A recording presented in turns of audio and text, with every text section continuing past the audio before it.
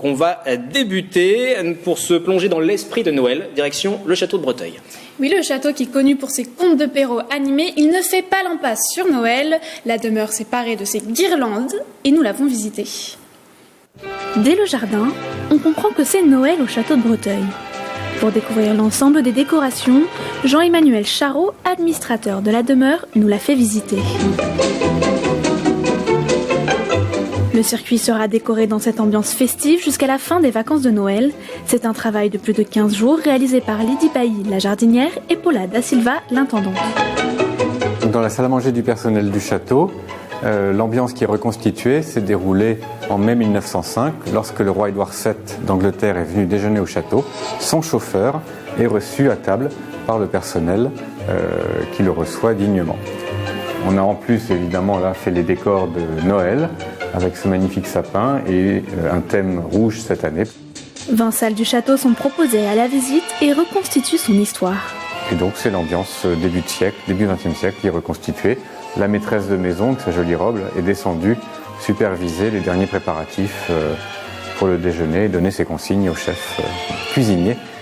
Quand on monte les étages, on arrive dans les pièces des propriétaires avec une table de Noël aux curieux invités. Il y a le petit chaperon rouge qui côtoie Barbe Bleue et le prince charmant, Cendrillon, ou le marquis de Carabas. Pièce maîtresse cette année, une robe de réveillon dans le salon de musique créée à partir de branches de sapin. On est très content de cette nouveauté. On espère comme ça créer une nouvelle robe chaque année, à partir de 2018 donc. Chaque personnage du château a droit à son décor spécial. Les chabotés qui sont la mascotte du château, que l'on retrouve un peu partout dans le circuit de la visite.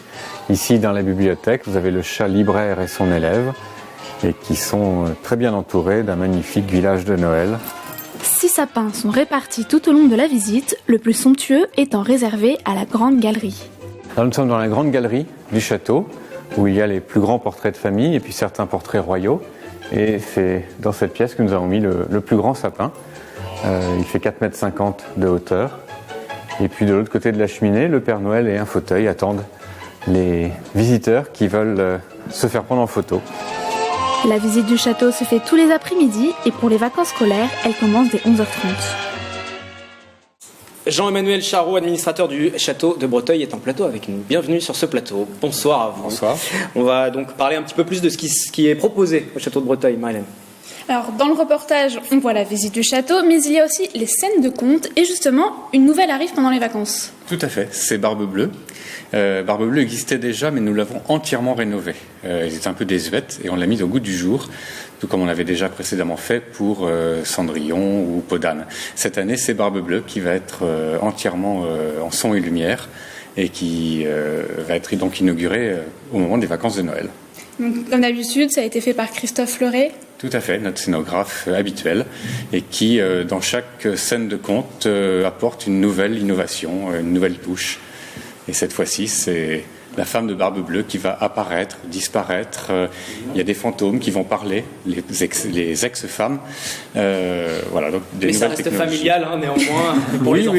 Oui, tout à fait. Alors, ça reste un des contes qui peut-être feront le plus peur. Et encore, on a veillé à ce que la fin soit heureuse et que les enfants ne sortent pas du tout traumatisés, bien sûr. Vous arrivez néanmoins à renouveler chaque année les thèmes pour Noël ? Pour faire revenir le public aussi, parce que c'est le but. Hein, effectivement, alors là, donc c'est vraiment Barbe Bleue qui va être la grande nouveauté. On renouvelle aussi avec des contes différents racontés par les conteuses. Voilà, donc là, les conteuses... spécialement pour Noël, c'est ça ? Effectivement. Donc il y a, comme vous le savez, toute l'année des contes de Perrault. Pendant les vacances de Noël, la conteuse va glisser un conte de Noël au milieu des contes de Perrault. Ou même des contes de Galette. Pour la fin des vacances de Noël, ce sera plutôt conte de Galette puisqu'on se rapprochera de l'Épiphanie. On n'oublie aucune des périodes. Et si on parle du château en général, il y a toujours toutes ces activités. Il y a toujours toutes ces activités. La visite guidée, bien sûr, c'est quand même l'élément essentiel de la visite du château. Là, toutes les pièces du château, toutes les cheminées, tout est décoré. Il y a 6 sapins répartis sur le circuit de la visite.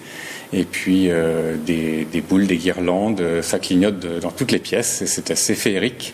Voilà, pendant tout le mois de décembre et une bonne partie du mois de janvier aussi. Avec toujours une bonne fréquentation sur cette période-là ?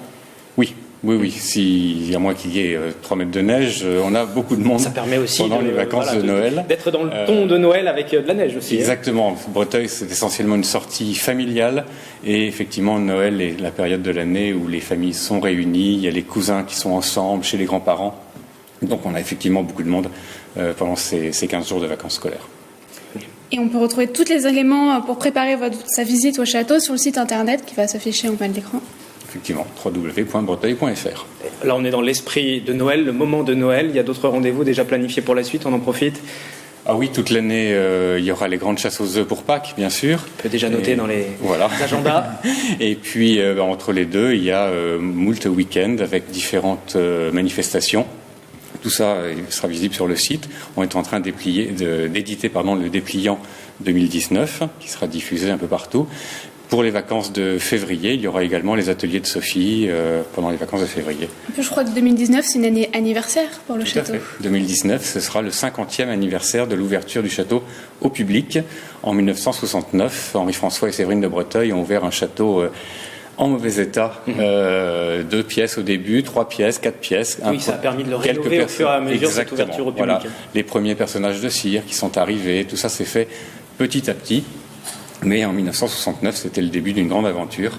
Et maintenant, 50 ans après, le château est en bon état grâce aux visiteurs qui sont les mécènes réguliers et récurrents de Breteuil. Et profitez-en donc pour aller découvrir ce château, pas forcément sous la neige, mais en tout cas dans l'esprit de Noël.